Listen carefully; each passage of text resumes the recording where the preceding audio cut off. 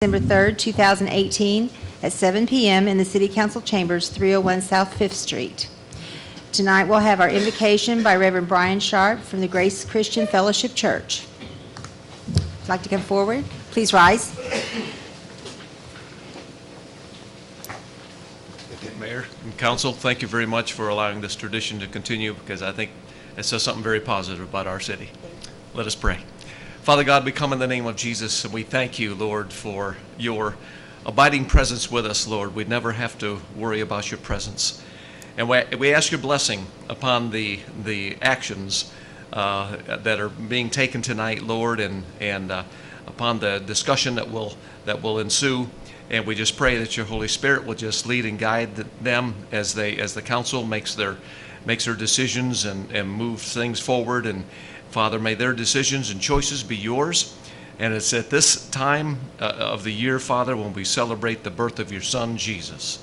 And we thank you so much, Lord, for sending him so that we might have new life, and that we would be guided by him, by Jesus, and by your Spirit, Lord, to make the choices and decisions that are pleasing in your sight and better for all mankind. And we thank you, Lord, and we give you praise and glory in Jesus' name. Amen. Amen. Thank you very much. Thank you. And at this time, we'll have Mr. Richard Deason from the Amvets Post 29 to come forward and lead us in our Pledge of Allegiance.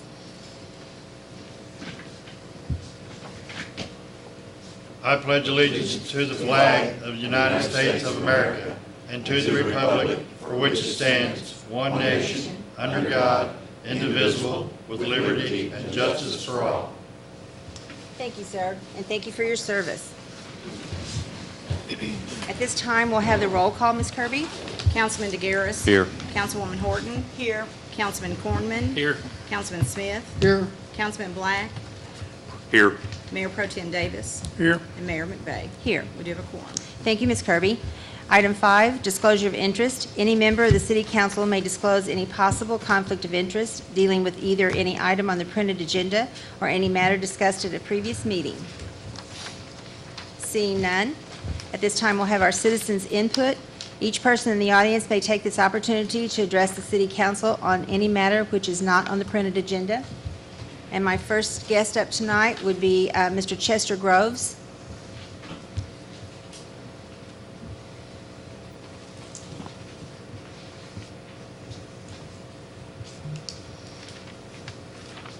Good evening, ladies and gentlemen of the council. Good evening. Mayor McVey, City Manager Messingham. At this time, I want to take the time, I'm representing the group of families that live on Market Lane in Poplar, Bluff. And we would like to take this time to thank the City Council, the City of Poplar Bluff, and MoDOT for the help that you extended to us and helped us out.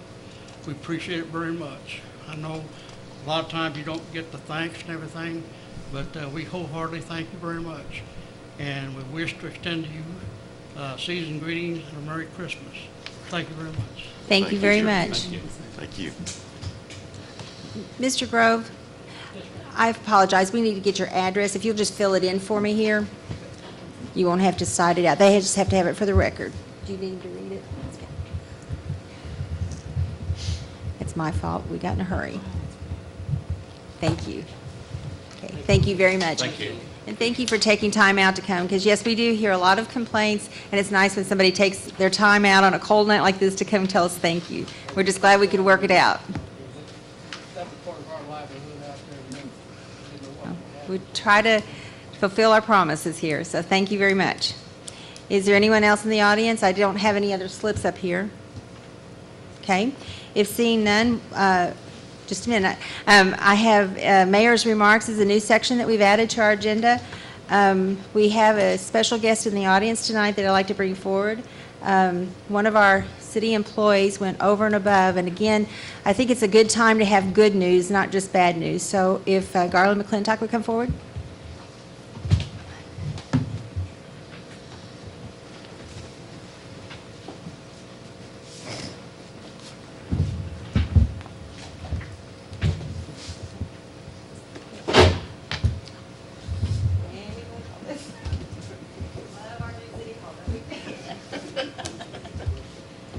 Okay, so we get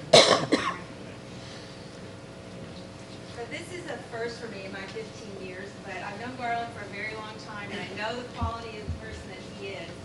But on his way to work one morning, he saw someone in trouble, and instead of staying the course and getting to work and thinking of what he had to do there, he stopped what he was doing and took care of a person who more than likely saved their life. So, in appreciation, the City Council would like to recognition of your distinguished service as a city employee for your caring, compassion, and contribution.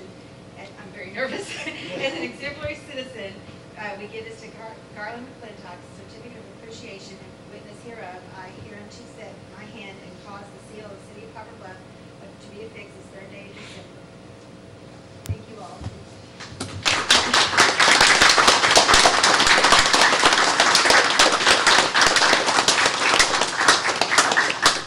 Thank you very much.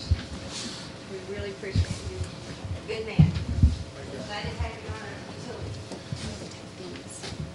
This is the exercise section of the meeting here. Okay, Mr. Lyons will be next.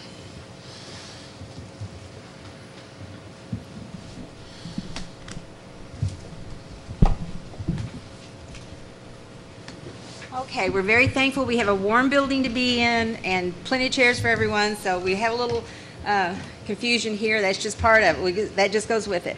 Tonight we have Mr. Dennis Lyons, and he's from, I'll let you introduce yourself. Hopefully this should. Okay, we'll get him all set up here. And he has a service that the National League of Cities and Missouri Municipal League has endorsed. And he would like to do a presentation.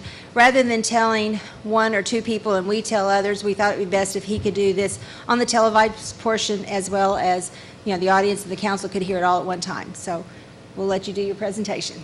Very good, thank you. And that should be up in just a moment, but thank you all for having me. I really appreciate the opportunity to be here. And what I'm going to be discussing is the National League of Cities Service Line Program.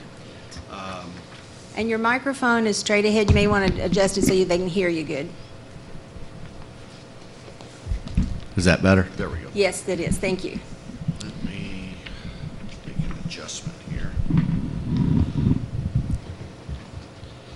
There we go. I think that should work. Okay. Sorry for everyone back there.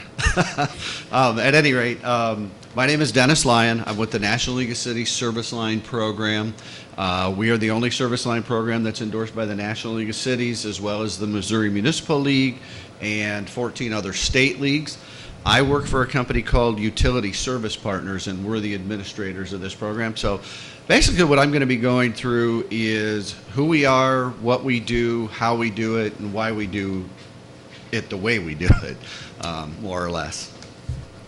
What I like to start off with is a little bit of information. First off, our company commissions a Harris poll generally once or twice a year just to kind of take a pulse of what homeowners say their preparedness is for emergencies. And there's lots of stuff on here, but what I like to point to first and foremost is that bottom bullet point. You can look at the other ones at your convenience, but 80% of respondents to our survey out of 2,000 adults said that they either strongly or somewhat agree with the statement that local community governments should be responsible for educating homeowners about their external water lines on their property. These are the lines that are not covered by homeowners insurance, the city, the town, or the local utility, meaning if there's a problem with that line, I as a homeowner have to pay for that myself. So they're just saying, just tell us this is our responsibility, so if we choose to prepare for the eventuality, we can.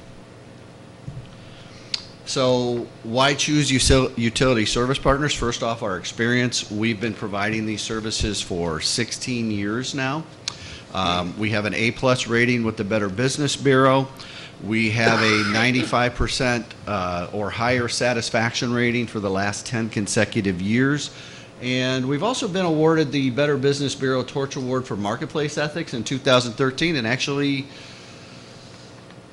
Thursday night, I was at the ceremony where we received that award again for 2018. So once again, we've won the Torch Award for Marketplace Ethics. So our goal is to strive to be as ethical and transparent in what it is we do.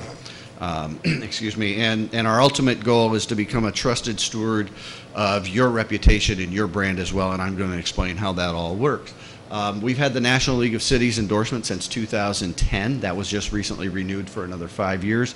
We've had the Missouri Municipal League endorsement for just a little less than a year now. Excuse me, and partnership. We are the only company that does what we do that actually partners with a community in order to make our program available versus direct marketing straight to consumers. And I'm going to be talking about that a little bit as well, how we do those things differently. So first off, to kind of go through what it is that our program does, we help address the public policy issue of aging underground infrastructure. So municipalities, cities, towns, what have you, all across the United States, you all do your best to either maintain or upgrade the public side of the infrastructure, but it's the private side, the homeowners portion, that's forgotten in this process. So that's where the National League of Cities got involved. They were aware of these types of programs, and they wanted to find one that they could feel good about putting their name on and making available to communities all across the United States. So they really did the research and the vetting, and we were the company that they chose to make this program available. You don't have to be a member of the National League of Cities to participate in the program. It's open to every city. So our program is available at absolutely no cost to the city to participate. There are no public funds used, and it's a complete turnkey approach. So what that means is we as a company take care of the marketing, the billing, the claims, and the customer service. So we don't ask the city to do any of those things for us. There's also an ongoing revenue stream component for the city, and I'll be talking about that a little bit. What I like to say, first and foremost, what our program functions as is a free public awareness campaign for the city. So what it is that we do is we send a letter out to homeowners that explains to them what their responsibility is for their portion of the water line and the sewer line that's on their property, and that it explains to them that this is a program that's available to them by a private company through a partnership with the city, and that there is voluntary protection that they can participate in for their portion of the water line, their portion of the sewer line, as well as their internal plumbing. And this is all completely voluntary. Nobody is opted into this program. They choose to participate. So we educate them about their lateral line responsibilities, and in doing so, that proactive education should eliminate individuals, homeowners that have issues from calling the city and expressing the issues that they're having and expecting that, you know, the city's responsible for something that's not responsible for, because sometimes those conversations are not the most pleasant conversations that can occur. So we try to help eliminate that. So the nice thing about our program is even individuals that choose not to participate have been proactively educated as to what their responsibilities are. For those who choose to participate, they get the peace of mind that for one toll-free phone call, we're going to dispatch a reputable local contractor to take care of that repair for them. So when they call us, it's a toll-free number. We have 2 call centers. One of them is just outside of Pittsburgh, Pennsylvania. The other is in Chattanooga, Tennessee. They are staffed 24 hours a day, every day of the year, including holidays.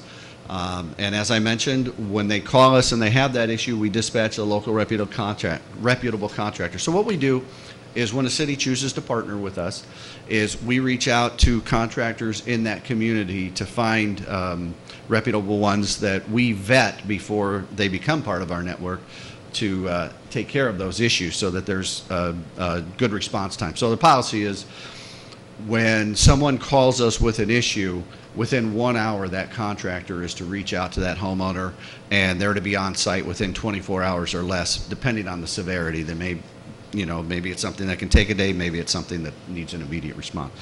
So what we do as far as vetting them is we make sure that they're licensed, bonded, and insured. We make sure they have no open complaints with the Better Business Bureau. We make sure they have all the necessary equipment to make the repairs, and then we go a step further and we conduct background checks and administer drug screens on the individuals as well. We do that for 3 reasons.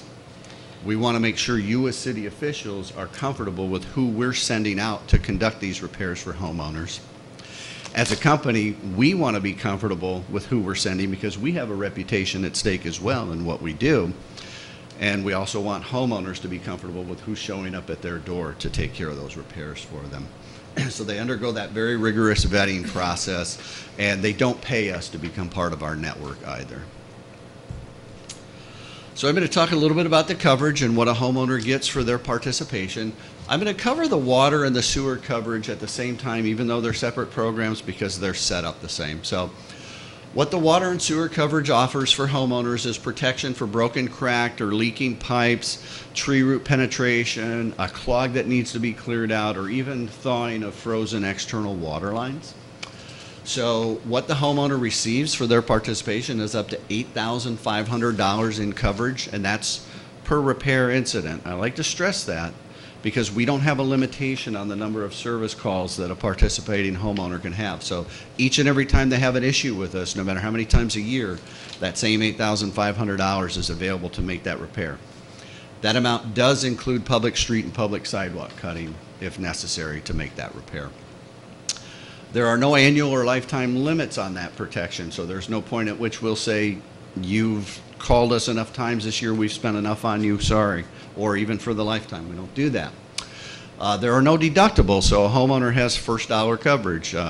Insurance agents understand exactly what that means. You don't pay anything out of your pocket towards that repair. It starts right away. And speaking of that, we don't have any service fees either, so even if it's an issue that you're not sure whether or not it's your responsibility, you're still not going to pay for that contractor to come out and diagnose that issue. We take care of that. And there's no forms or paperwork either, because everything is between us and the contractor. So all the homeowner does is calls us and says, I have an issue, and we take care of the rest.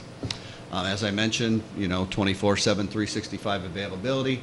I like to point out that we don't do any type of long-term contracts. Everything is on a month-to-month basis, so people can opt out at any time that they would like. Excuse me. Also, we don't do pre-home inspections. So coverage begins after a 30-day waiting period. So we don't send somebody to your home to take a look around and see what's going on with it before we decide whether or not to provide the coverage for you. And then also, we offer the in-home plumbing coverage. So this is for all water, sewer, and drain lines that are inside the home after the point of entry. I failed to mention on the water and the sewer coverage, that's from the city responsibility to where the line enters the home. So my apologies. At any rate, so this kind of fills that gap. So this is something that's available for after those lines enter the home, all the water, sewer, and drain lines. So this is even lines that are embedded in the concrete slab or underneath the basement floor. This offers up to $3,000 per repair incident, and even repair of clogged toilets, I should mention. So once again, no annual or lifetime limits, no deductibles, no service fees, no forms or paperwork, no long-term contracts, no pre-home inspection. So 3 completely separate programs. Homeowners can participate in any combination that they choose. I mentioned the revenue stream. So there's a revenue component to this that a lot of cities will take advantage of in order to better their community how they see fit. The way that would work is the city would receive 50 cents per month per paid warranty agreement, and that is paid out as a royalty every January. So for example, if you had a homeowner that participated in all 3 of these coverages, that would be $1.50 per month.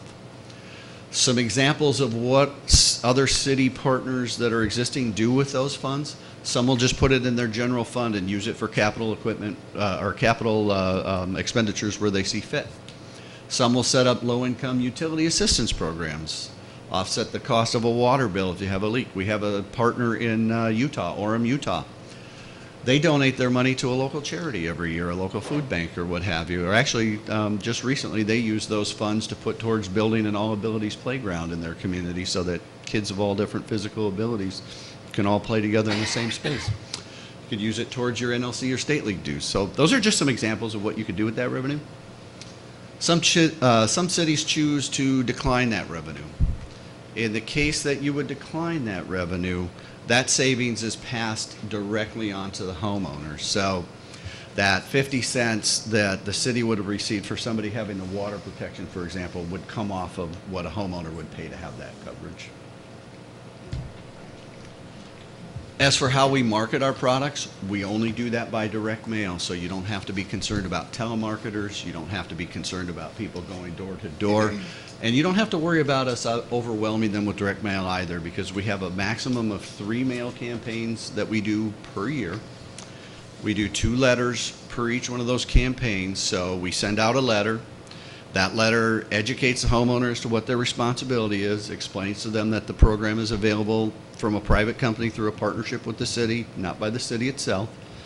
It lets them know that these 3 different options are available to them and that they're completely voluntary and completely separate, and they can enroll in any way that they would choose. And then 2 weeks later, we send out a follow-up letter that's exactly the same, except it says reminder at the top of it. What's very important is that you know that we would never mail anything to any homeowner here without the partnership with the city and also without your complete review and approval of the marketing material before it's ever sent. So we get your permission with what we're going to send. You can even have input on that message. And once that message is approved, we even tell you the exact mailing date so you know when homeowners are going to receive it.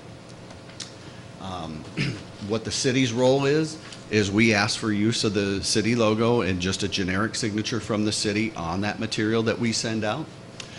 We're the only company currently that uses this partnership method and does things this way, and we do that because it creates an economy of scale that allows us to offer the best benefits at the lowest rates that we possibly can.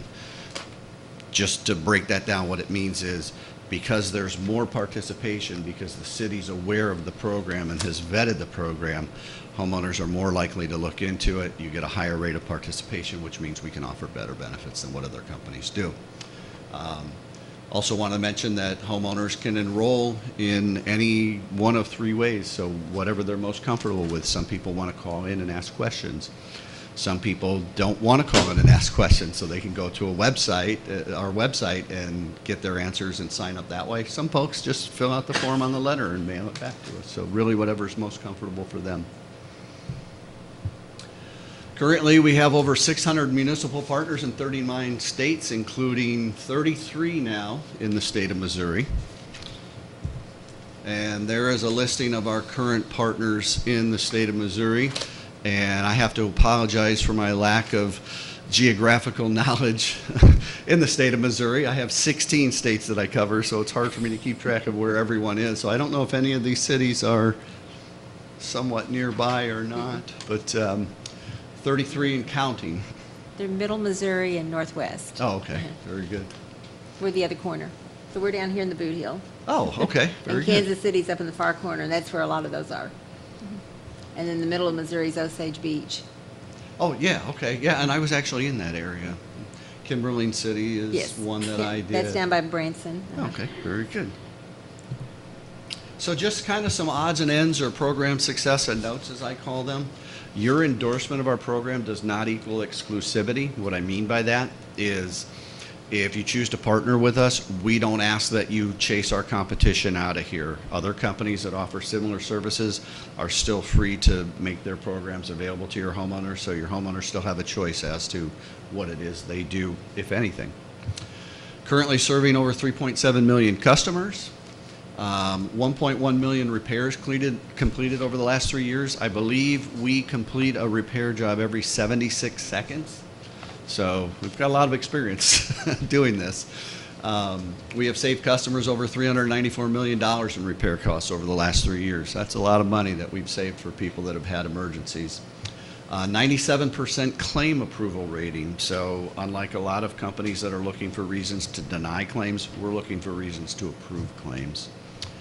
And a 99.6% claim satisfaction rate. So when we do a repair job for homeowners, 99.6% of the time, they're satisfied the first time around. That other 0.4% of the time, we're working with them to make it right because, as I mentioned, we have a reputation at stake as well. We have endorsements that hold us to task to do what we say we're going to do. Currently over 1,300 contractors in our network, and then lastly, 9 of every 10 customers that we've surveyed have recommended our program to family, friends, neighbors, and what have you. And with that said, are there any questions, comments? Are there any questions from the council? And if you all want to ask questions, use his microphone so they can record it. Thanks.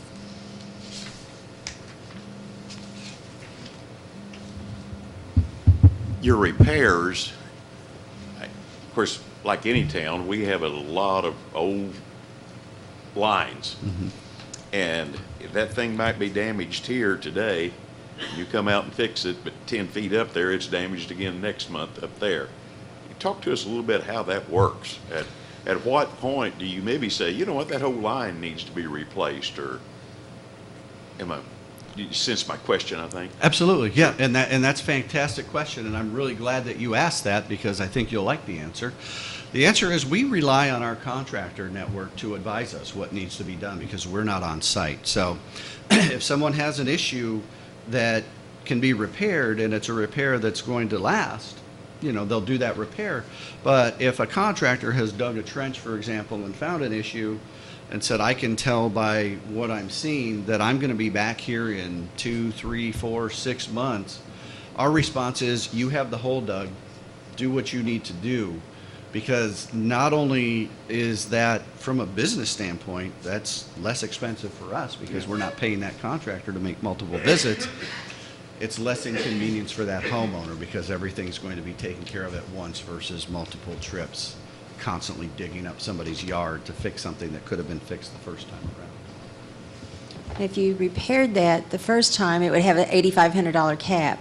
If they came back another time, they'd be another $8,500. But what if they do the entire line, it runs $10,000, they came in one session, you're still only going to pay $8,500 then, is that correct?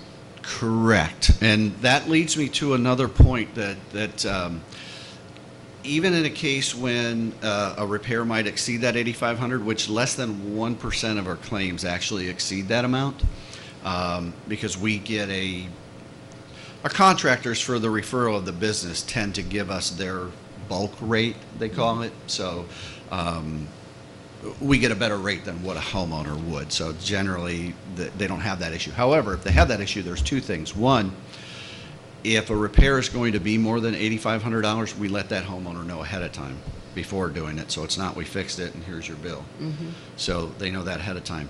Two, we allow that homeowner to receive what our rate would be for what exceeds that $8,500 also. Same thing for an issue that might not be covered for some reason, like if it's a fixture. Our coverage is for the line, so if it's a fixture, if it's something ancillary that's not part of the line, they're still not going to pay for the service fee to go out and diagnose what the issue is, and we'll still allow them to use our contractor at the discounted rate to fix something that isn't within the scope of coverage of what our product covers. Mm-hmm. Is there a difference between a residence and the homeowner resides in that residence and a residence that is perhaps rented? Landlords can participate as well to protect their investment properties, absolutely. So our marketing goes to whoever's listed as the homeowner. Now So go it could back be to the property bill- owner also. I'm sorry? So it could be the property owner also. Property Yes. owner or the homeowner. Correct. Okay. Now go back to the billing portion. How will they be billed again? I kind of missed that. Oh, okay. So, excuse me. So we handle the billing. Homeowners can set up how they'd like to take care of that. If they wanted to put it on a card as a recurring charge, if they wanted to mail in a check, whatever's most convenient for them. In your packet is a term sheet. I had not had a conversation with anyone about specifically what the homeowner responsibility is here. So that term sheet it'll be behind the PowerPoint. It's a single sheet. So that term sheet is based on the most common coverages. So the most common is from the meter to the home for the water and for the main to the home for the sewer. So what you see there is if you participated in the revenue component, the water coverage for a homeowner is $5.75 a month. The sewer coverage is $7.75 a month. And the in-home plumbing coverage is $9.99 a month. And if you declined that revenue option, those would each come down 50 cents. The only thing that would change any of those prices from an increase standpoint is if on the water line the responsibility was all the way out to the main. And then it would just go up by $1. But I don't believe that's the case here. One more question. Certainly. Am I to understand that you will have the ability to increase the fees by 50 cents per 12 months? Not more than 50 cents per 12 months unless it's agreed upon in writing, and I've never heard of that happening. I've been with the company 2 years, and there hasn't been a change in the pricing in the 2 years that I've been there. And my manager has been with the company for 5 years now. She hasn't seen a change in that in the 5 years either. So what our business model is, what we're trying to do is make a pricing structure that allows homeowners who are the most vulnerable when it comes to something like this, who are least likely to be able to find the money to take care of an issue, can participate. So even someone who participates in all three of those coverages, you're looking at less than $25 a month. And you might have a case where somebody just had their sewer line replaced, so they don't want the sewer coverage, they just want the water coverage, and that's fine. They can choose whatever they like. Have you ever had any trouble with finding a local contractor to work with you in any of the cities, or? That's a good question, and no, we have not. We have an amazing team of contractor services, and as soon as we have a marketing agreement from a city, they go to work and they find contractors. It's incredible how they put them together. Like I said, we currently have over 1,300 in our network, so it's pretty outstanding how they get out there and find contractors to take care of the community. Even in some of the littlest towns, like I think in Hurley, Missouri, we mailed to 63 households, and we found contractors to take care of those folks if they have an issue. I noticed on the top of the letter it has initial term 3 years. Is that 3 years with the partnership with the city? Is that what you're referring to? Correct. In the first item? Okay. Correct. And we So, look, I'm sorry. because you also said that there wasn't a contract, it wasn't, it was a month to month, but you're making an agreement with the city for 3 years. Is that what this is Correct. referring to? Okay. Correct. So it's month to month for the homeowners participating in the coverage, and there are people that take advantage. You know, they sign up for the coverage, they have an issue, they get something fixed, and they drop out, and that's fine. You know, from a city standpoint, the reason we request a 3-year agreement is that's generally about how long it takes to get to about a 25 to 30% participation, to where folks are really, a community is really benefiting from the program. And then from that point, you know, you can renew it on an annual basis. Okay. We do have some cities that'll just go to an evergreen agreement, just keep doing it until we tell you to stop. Okay.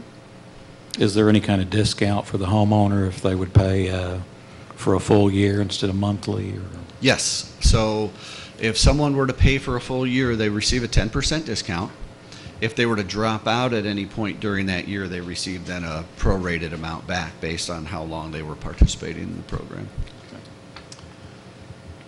Mayor, Bill Bach is in the audience. I'm wondering if he would have any questions or comments to the council regarding our Mr. Bach, would you discussion. like to come forward? Do you have any questions regarding the service Or comments? or comments? I thought it was important that he would hear this because it's his lines that we're going to be talking about getting fixed here, or just beyond his lines, I guess it is. Well, it's not our Not lines, your it's lines, the just right. I homeowner's corrected line. myself real fast. That's right, it's the homeowner's line That's right. that we're discussing. Connecting to your lines. And it's like the other vendors that have came in, it's that portion.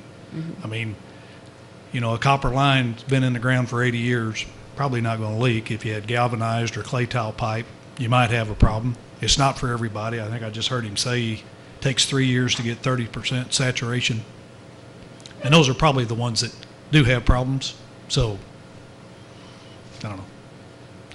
The state, I believe it was 2 years ago, the state was going to mandate under the CSR utilities to collect fees. And it didn't make it through the House, I believe. And this is kind of like that, to where the city was going to, you know, we were going to be mandated, I believe, to put a fee on our bill, collect that money and do something like this for the, I believe it was just for the utilities in the road right-of-ways.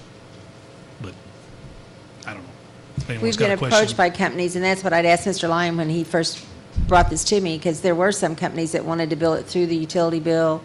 It was going to be kind of across-the-board mandated. I'm like, no, that's... Yeah, I would not like that. Yeah, that's not something we were interested Right, in. right. This is a different program than that. Right, right. Those are generally opt-out programs. They want you to enroll everybody and then out the Right. It was a couple, 3 years ago that we were approached on that, so. All right, thank you very Yep. much. And there are some homeowners now that have incorporated this into that's an endorsement they can add to their homeowner's policy. It may not be exactly, I can get you some of that information as well, but Correct. that has just started March of this year, so it's brand new to the area, and it's not even 1% penetration yet, so. But it's like $25 a year opposed to $25 a month. So it's a little bit less, well, quite a bit less, but it may not be the same exact coverages. I'd have to compare them, side by side first. Yeah, generally there are some differences as far as there's still a deductible that you have to meet, limitations on dollar The limits are a lot amounts. lower. I know that for sure. Yeah, limits. You can get up to 10,000, but it's a little more pricey, so. Yeah, yeah. And then generally that's something that is a rider to your homeowner's insurance, so when you make claims then. It does not go against you with our company, though, but Oh, it may with some companies, Oh, yeah. okay. But that, because it's an endorsement, it's a separate from the regular homeowners. It Oh, is an okay, endorsement to the okay. homeowner's policy, but the claim does not go against you. Okay, I understand Yeah. what it is you're saying, yeah. Yeah. Okay, this is a lot of information to take in. You see why I thought it was best for him to present it. If you all get any other questions, it's something we'll have to discuss with amongst the council and probably get some input from the community as well to see if it's something they'd be interested in doing. Certainly. I appreciate you coming down from Pennsylvania and bringing this to us. And I know you're big sponsors of the Missouri Municipal League, and we appreciate that. We are you. members of Missouri Municipal League, and they're very resourceful for us. So Excellent. that makes you come, highly endorsed by them. So, any other questions from the council? Okay. Anyone else? Any questions from the audience? I mean, this is our business meeting, that's why your back's to them, but they may have some questions that, okay. Well, we'll get back together with you, get this information out to the public, and then get back with you on it. And I thank you very much. Thank you so much. Okay. I appreciate you all having me here. Thank you. And then we're going to take just a short break so we can take all this down and not hold you here. We have a long agenda with our budget and such, and so we'll let you get all this taken down, then we'll go back to our regular meeting. Is that okay? Oh, yeah. Thank you so much. You are so welcome. Did you, Dennis, did you give a set to the newspaper? No, I Yeah. brought 10 folders. Okay. Yeah, And I so have one, so. she's on the front row.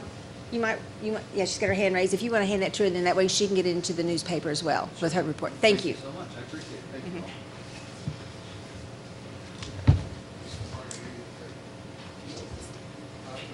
Yeah.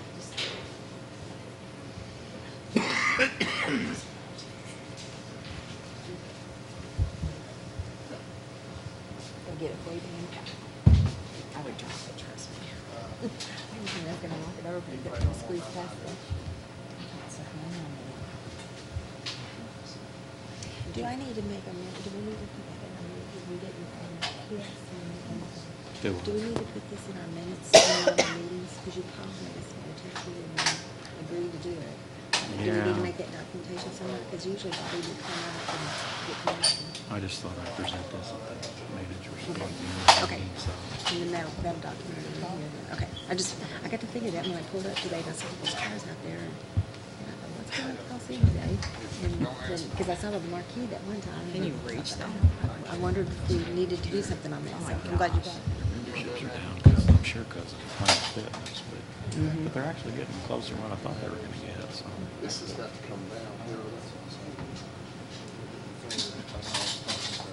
Carrying it out there. Oh, my. There's an air conditioner. Okay, you cleared it. I don't want any work comp claims. Oh, now it's going to go down.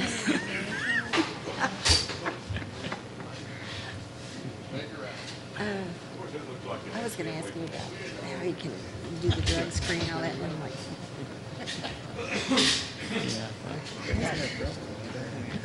pretty bold statement that he was going to guarantee everybody showed up because it's not his employees. So. It's better. Really slow freeze, I mean, like, my water line broke and it was so busy, it was a week before they got to my house. Okay, are we all back together? So Mr. Lyons was actually the first item in our workshop items for discussion, and there's no action needed. This is really just informational purposes, and then we'll get back with you all once we've had time to look over all this material and see if it's something we want to go forward with. So we'll move on to item B. The City Council will review a request for destruction and disposal of antiquated records from the Collector's Office, the Fire Department, and the Park Department. Mr. Messingham?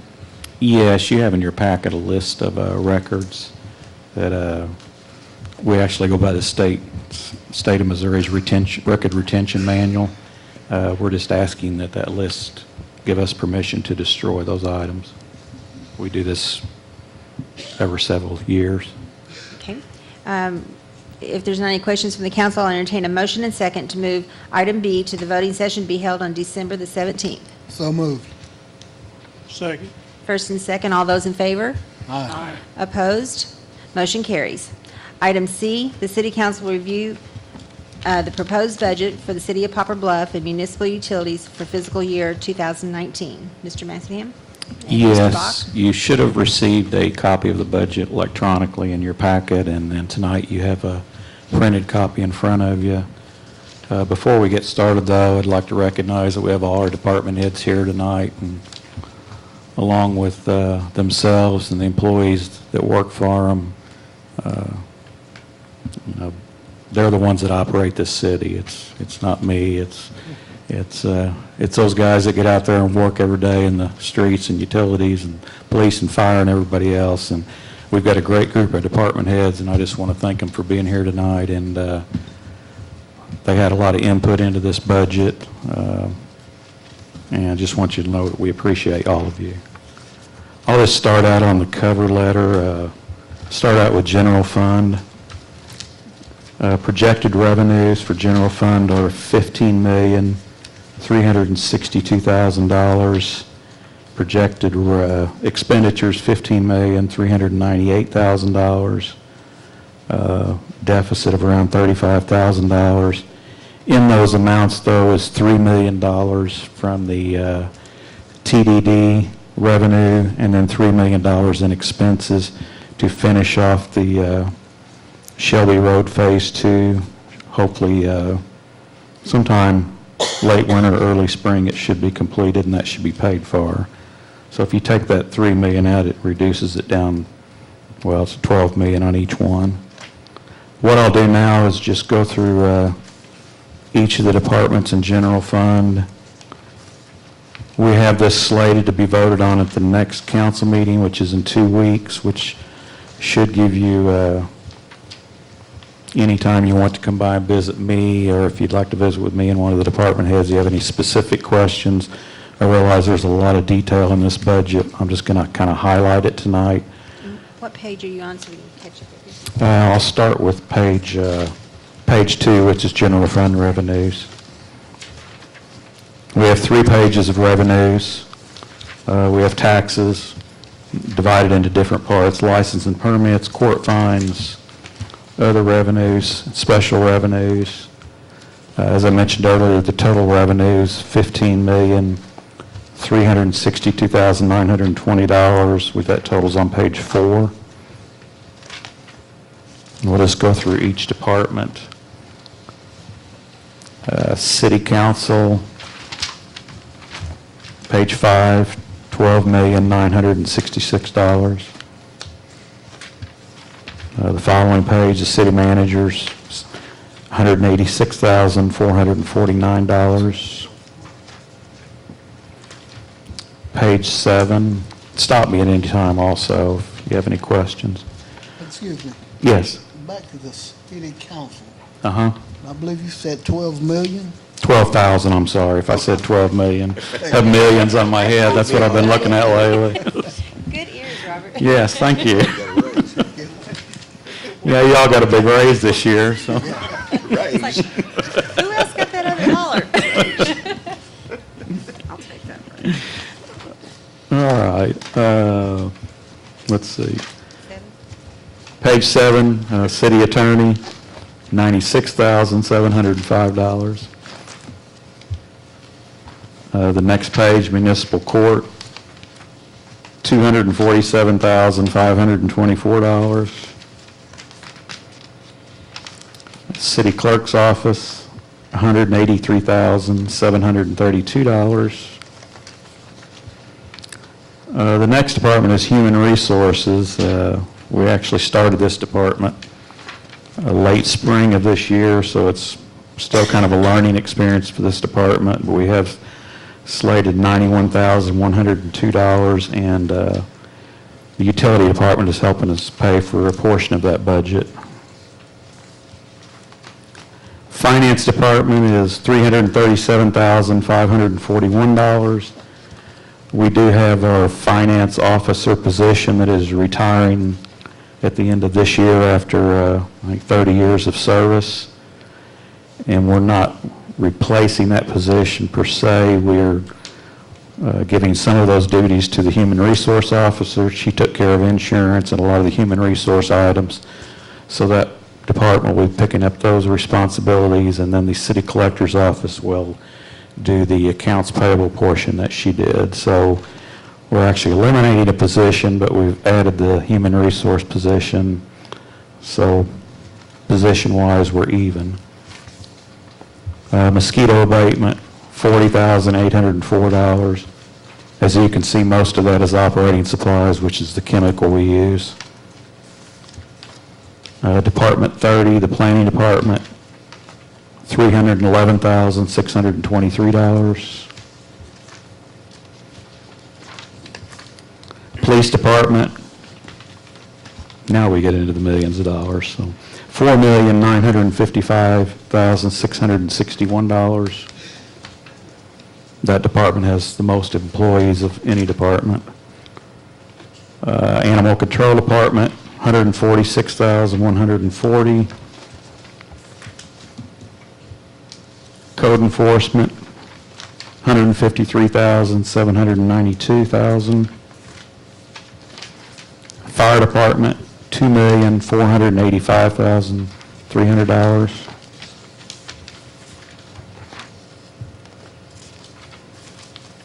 Street department, $1,359,916.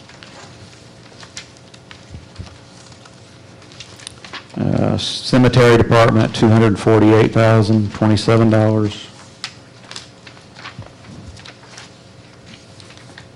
Motor pool department, and motor pool does all of the work on all the city vehicles except for utilities. They do their own work. $390,404. Non-department, which is just kind of miscellaneous items, but also include transfers to other funds, which also includes the $3 million for Shelby Road Phase 2, is $4,151,200, for a total of $15,398,893. Also in this budget reflects the 3% pay increase that we did October 1 of this year. It does not reflect any other increase for next year. What I thought we'd do is see how the year goes and kind of look at that towards the end of the summer like we did this year. Normally we do that in October of each year. Following page, you have what we call other funds, which is the other various funds. I'll just go through those. Golf course revenues, $450,425. Expenditures of $463,937. Park department revenues on page 31, $1,336,100. Expenditures of $1,417,357. Then we have the Park Golf Capital Fund, the half-cent capital improvement sales tax. By the ballot language, they actually get 12.5% of that half-cent sales tax. The revenues, $316,500. expenditures for the golf course, $53,209, and expenditures for the park department, $70,209. Then we have the art museum, revenues of $107,391.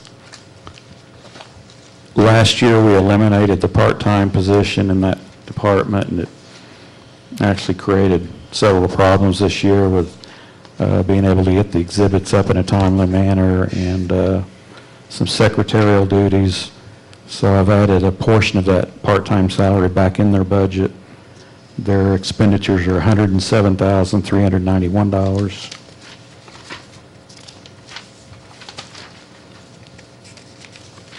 Airport fund, have revenues of $704,000 and expenditures of $704,000.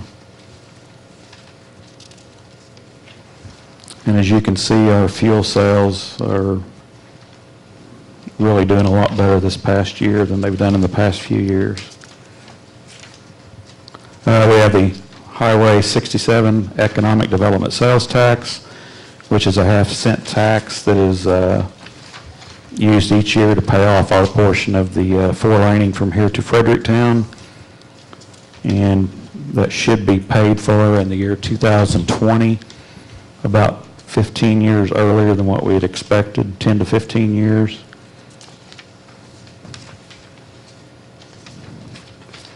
And then you have Police and Fire Pension Fund, which is, they have real estate, personal property tax. Whatever goes into that fund in revenue actually goes right back out to their pension fund. That's $436,265. We come to the Tourism Tax Fund on page 46. We have revenues of $335,400 in revenue coming in. We have expenditures going out of $410,000, but we also have a reserve in that fund in the tourism part of approximately $300,000. We have $75,000 budgeted, about the same amount that we used this year for tourism. The agreement that we had with the Chamber of Commerce, which has worked out very good.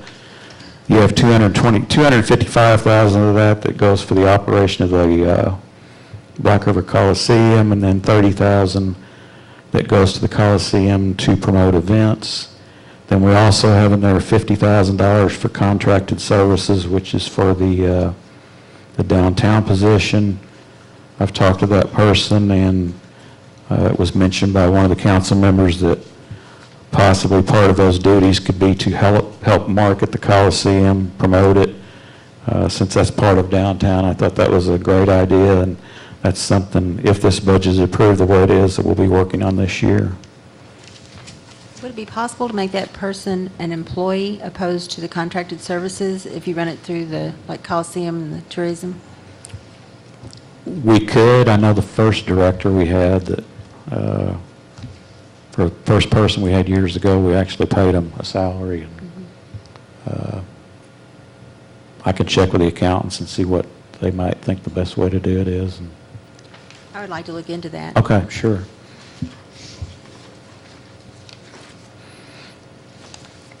The special allocation fund is for the 8 points TIF revenue and expenses that go out. Actually, that second page on the expenditures needs to be corrected. I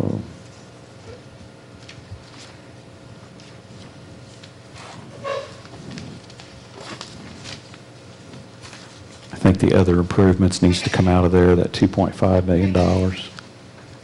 So which number's wrong? On page 49. I think that was just carried over from last year. The bottom number, the 2 million? Yeah. That number's wrong? Right. That and that $2,500,000, I think that's carried over from last year, so that's my error. But Black River Coliseum, revenues of $724,917. And expenditures of the same amount. How'd they do in their concert? I actually talked to Mr. Godwin this morning. I think they netted around $13,000.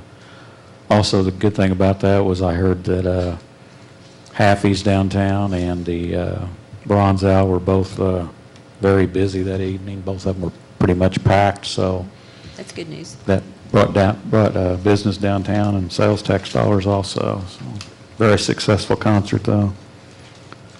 Black River Coliseum revenues of $264,415 and expenditures of the same amount, which doesn't show up at the bottom, but it is the same amount. The capital improvement budget, as I mentioned in my letter to you all, I thought this was going to be an easy budget, but since we freed up the bond payment, but we had some unexpected cost. One of those, the replacement of the bridge on South 11th Street for the proposed factory and the additional road. We are out 15% of that project was around $125,000. And also those of you who are familiar with the old railroad tunnel under Broadway and Main Street. It was brought to our attention last year, and we've been working with engineers since then. The roadbed going over that tunnel is deteriorating, at that time slowly, but it's something that has to be replaced. I asked the fire chief to please not drive the fire trucks over that portion of the road anymore. We've put a load limit on the road, and that is their main artery to get up North Main, is to go through that street. So it's kind of hampered them. They've had to go up Main Street. The portion over the tunnel on Main Street, at some point, it's going to have to be replaced. It's not quite as bad, but I'd say in the next 2 or 3 years, we'll also have to replace that. But we're looking at about $150,000 to repair that. So, but you know, if you look through the budget here, it's municipal court, finance, some of the smaller departments for various items like printers, police cars for the police department, and all of our computers that we put in the police cars a few years ago in 2014 or 15, and all of our body cameras that the police officers wear, they're all beyond life, and actually they're not even supported anymore by the manufacturer, so we'll be replacing all those. Fire department, $259,000, which includes $110,000 for the payment on the fire truck. Street department, $260,514. We have 2 tractors that we use for bush hogging of right-of-ways and other places in town that I think they spent as much time in motor pool this year as they did on the road, so we have to replace both of those, and various other pieces of equipment. What page are you on now? Oh, I'm sorry, I'm on page 56. It's just a summary page. Okay. Cemetery, $3,200. Airport, $23,000. As I also mentioned in my letter, we're hoping to see about a $900,000 cushion in the, or reserve in the capital improvement budget. It's been carried over, kind of grown the last couple of years. At some point, we will have to replace the runway at the airport, where our portion is 10% of that, which the last estimate was about $490,000. So that will come out of those reserves. Motor pool, $13,500. Non-department, $313,000, which includes the payment we did for partial payment for the Southern loan, Southern Bank loan we did several years ago. It also includes over $500,000 that we're paying MoDOT each year for the portion of the Highway 67 and Oak Grove interchange. That amount will go away in 2022, and the Southern Bank payment, I think, is paid off in 2024. So that will free up over $700,000 on those two payments in those years. Street construction, $225,000. That's for repair of concrete streets and overlay. Some of you may have noticed on Channon Drive by Barron Road, the street department helped take some trees down. That intersection at Channon and Barron has always been one of our most dangerous intersections. To my knowledge, there's never been any fatalities there, but several wrecks. It's just a dangerous intersection, and we're working on an agreement with the church there on Highland Drive to relocate the end of Channon to come through their lot, and I'll be coming to you shortly with hopefully some trading of properties to get that done, but that will eliminate that dangerous intersection and hopefully help that. Also, all the water that comes down Channon currently drains across Channon and goes right down a resident's driveway and flows right into his garage, so that should alleviate this problem also. Black River Coliseum, $19,500, and Pool and Fitness Center, $15,000. So a total of $902,000 would be our estimated ending balance at next year, or the end of 2019.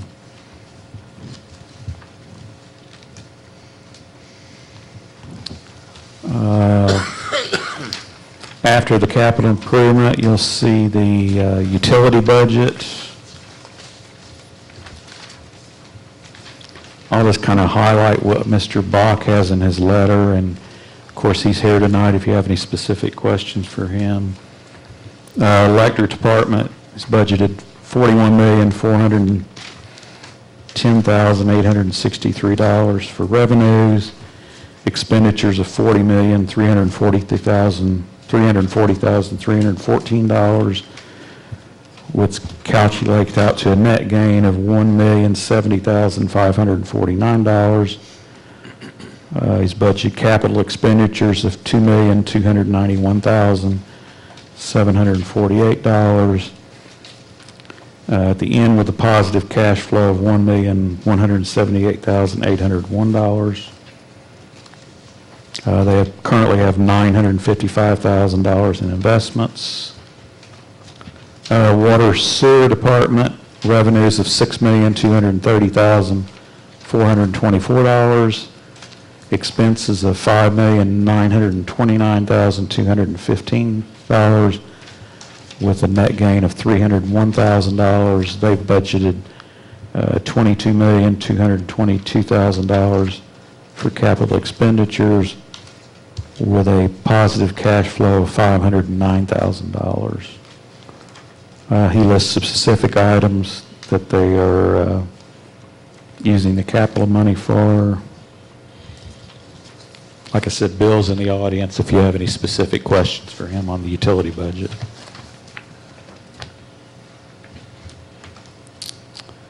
And basically that's all. But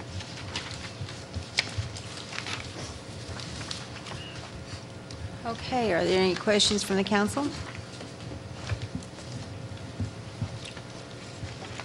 In the utility budget, and I kept putting my finger on now, those services that electric provides, like lighting in city buildings and things. I believe there was one, I can't go back to it, Mark. Okay. On some railroad museum. I wasn't sure which one that is and who owns it. okay. And I kind of put Bill on the spot just a little bit ago, and he couldn't quite, Oh, okay. wasn't quite ready to help me, maybe now. Is that the one downtown, the old Moran Street? It's the one on Moran. Okay. Is that the one across the street? Yes. Right, across the Coliseum. Yes, wherever. Okay, what page is that on, Bill? That's in Appendix B, B1. Very end, very end. It's a Very- charge off, yeah. Yeah, Appendix B is a list of all the charge-off accounts. Who owns that building, Mr. Manager? We actually own it. They insure it.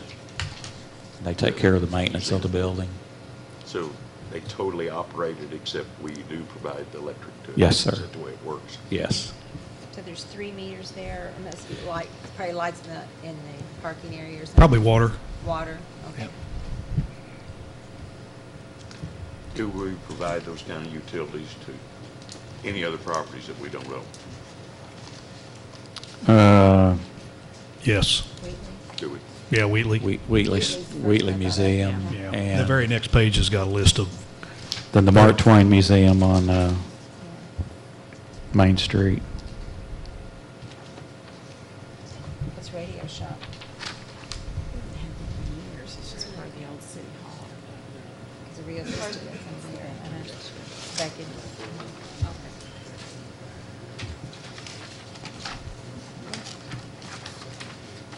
Yeah, a total of $787,000 in charged-offs utilities does for the city, so.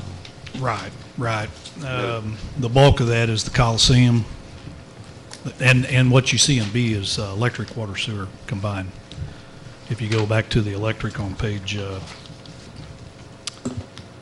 well, I don't know what it is in yours. It would be in my page 4. Did you renumber those, Pam? Yeah, we renumbered them. What's it start with? Right before the capital. Right before. Be right before the capital expenses. The electric for the street lights, I guess that's just part of your budget. It's not considered a That's correct. charge-off, is it? That's correct, about Okay. 220,000. Yeah, but that's what I budgeted this year is 200,000 for street and signal lights. Capital's 85. There we go, page 85.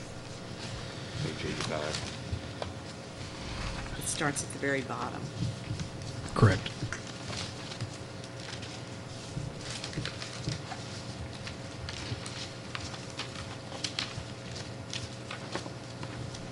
I believe some of those just get rolled up, so if you were wanting to know exactly what the railroad is, I'd have to pull it. They get rolled up. I wouldn't think it'd be a lot.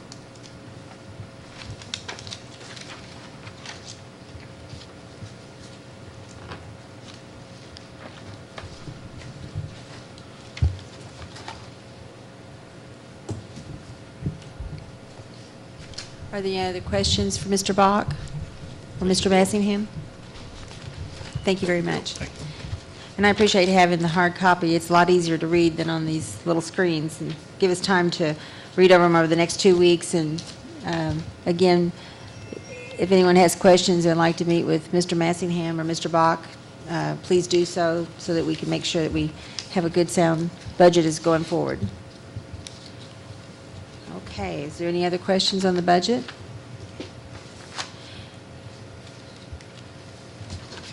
If not, I entertain a motion and second to move item C to the voting session to be held on December 17th. So moved. Second. All those in favor? Aye. Opposed? Motion carries. Our action required items, beginning with AA, Bill number 8109. The City Council will take action on an ordinance authorizing the mayor to execute an engineering agreement for the replacement of the 11th Street Bridge over Pike Creek and a new city street to be constructed in the area and to be funded by the Community Development Block Grant Program.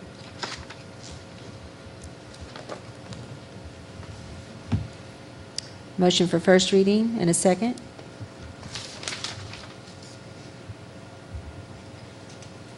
Motion for first reading of bill number 8109. Second. Motion and second. All in favor? Aye. Opposed? Mr. Richardson. Give me just a second. Page ma'am. You gotta 159. Yeah, the budget really takes a big bite out of it there. Page 159 on your screen. I'm almost there. It's not been our normal organized self tonight. We've had lots going on. I appreciate everybody's patience. What we're doing, by the way, is pretty late on this. The agenda item said that we were going to enter into a contract with S.J. Smith. This is a little bit different than we normally do. What we're doing tonight with this ordinance is selecting S.H. Smith as our contractor, as our engineer, and we'll be back at a later date once we have a contract and ask you to approve that. So this is an ordinance selecting Smith and Company engineers for engineering services relative to the 11th Street Bridge you and get the Street microphone? project. Oh, I'm sorry. Motion for first reading then? So what we need? We've already done the first reading. He's doing his part, and then we'll have motion for second reading. Motion for second reading now. Motion for second reading. There we go. Second. Motion and second for second reading of bill number 8109. All those in favor? Aye. Opposed? Mr. Richardson. An ordinance selecting Smith and Company engineers for engineering services relative to the 11th Street Bridge and Street project. Move for adoption. Second. Motion and second for adoption. Is there any discussion? Roll call, Ms. Kirby? Councilman Cornman, Yes. Councilman Smith, Yes. Councilman Black, Yes. Councilman DeGaris, Yes. Councilwoman Horton, Yes. Mayor Pro Tem Davis, Yes. and Mayor McVey. Yes. We have 7 yes votes. Bill number 8109 has been adopted. Item BB, resolution number 1887. The City Council will take action on a resolution making appointments to the Land Clearance for Redevelopment Authority Board and appointing the chairman. Motion for reading of resolution 1887. Second. Motion and second for the reading of resolution 1887. All in favor? Aye. Opposed? Mr. Richardson? A resolution of the City of Poplar Bluff, Missouri, making appointments to the Land Clearance for Redevelopment Authority Board of the City of Poplar Bluff. I entertain a motion for adoption of resolution number 1887. So move. Second. Motion and second for the adoption of resolution number 1887. Is there any discussion? Roll call, Ms. Kirby? Councilman Smith, Yes. Councilman Black, Yes. Councilman DeGaris. Yes. Councilwoman Horton, Yes. Councilman Cornman, Yes. Mayor Pro Tem Davis. Yes. And Mayor McVey. Yes. We have 7 yes votes. Resolution number 1887 has been adopted. Item CC, the City Council of the City of Poplar Bluff will meet in a closed meeting in which they will discuss such matters which are exempted under the Opens Meeting Law, Section 610.021.1, .2, .3, .9, .11, .12, .13, .14 RSMO. I need a motion to move into closed session. So moved. Second? Second. Okay. Roll call, Ms. Kirby? Councilman DeGaris, Yes. Councilwoman Horton, Yes. Councilman Cornman, Yes. Councilman Smith, Yes. Councilman Black, Yes. Mayor Pro Tem Davis. Yes. Mayor McVey. Yes. We do have a quorum. We do have a quorum, and we'll move into the closed session after the city manager's report. Excuse me, laid a letter in front of you all from Ms. Tuggle, who runs the Aquatic and Fitness Center at the Coliseum. As you can see, they have their special on Black Friday for memberships, made around $3,900 that day. They're still a little bit short of their goal for the end of the year and would like to offer another special to our current members. They would like to propose a Member Appreciation Day and hand out Black River Coliseum Aquatic and Fitness T-shirts, which they have on hand, some drawstring bags, plus each member that brings in a new member that signs up, they will get 1 free month membership to 3 new members. We're just trying to up our membership some. It's down a little bit over last year, and she's just asking permission to do this. Those rates were actually set by the council several years ago, so any change in that, we need your permission, and I think we just need a verbal agreement from you all to do that. Yes. Okay, I think we have a consensus of the council, and appreciate her reaching out and trying to find other ways to bring in revenue with a lot of competition in that department here in town, which is good. Definitely is. That's the only thing I have. I had one more thing I'd like to bring up. It's a very historical time with the passing of our president, George H.W. Bush. And as you know, the president has declared Wednesday, December the 5th, as a National Day of Mourning. Back in 2004, one of my mentors, Lloyd Matthews, declared the city to observe when President Reagan passed. And my other mentor, Miss Betty Abshire, in 2006 when President Ford passed. So I would like to, we have a consensus of the council, and we've got a memo reading, since Wednesday, December the 5th, 2018 has been declared the National Day of Mourning, the mayor and the city council have decided to close all city offices in memory of the passing of the former President George Bush. Those employees who are required to work or who are called into work on that day should consult with the head of their department for details on how to report hours worked. And we'd just like to give our city employees the day off in National Day of Mourning. Anything else to come before the council? That's all, thank you. Okay, and I appreciate the council for being supportive with me on that, too. Motion to adjourn? So moved. All in favor? Aye. We're adjourned. So I was going to put that in earlier, but I got all mixed up. And then I just